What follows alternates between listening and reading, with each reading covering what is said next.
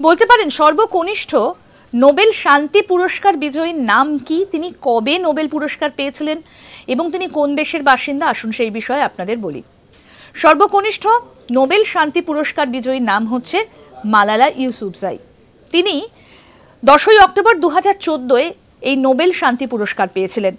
17 বছর বয়সী মালালা ইউসুফজাই নোবেল শান্তি পুরস্কার জিতেছেন মেয়েদের শিক্ষার জন্য, এবং তিনি তার যে চেষ্টা তার জন্য তিনি কিন্তু চিরস্মরণীয় হয়ে রয়েছেন।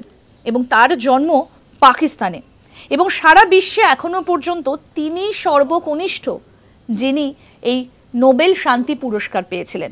মালালা ইউসুফজাইয়ের বয়স ছিল সেই সময় মাত্র 17 বছর। 2014 সালের 10ই অক্টোবর তিনি এই নোবেল শান্তি পুরস্কার পেয়েছিলেন। এবং মেয়েদের শিক্ষার জন্য তার যে ভাবনা, তার যে কর্মকাণ্ড, এবং একই সঙ্গে জানাই যে তার জন্মভূমি কিন্তু পাকিস্তানে। দেখতে থাকুন আজ তক বাংলার ইউটিউব চ্যানেল, সাবস্ক্রাইব করুন।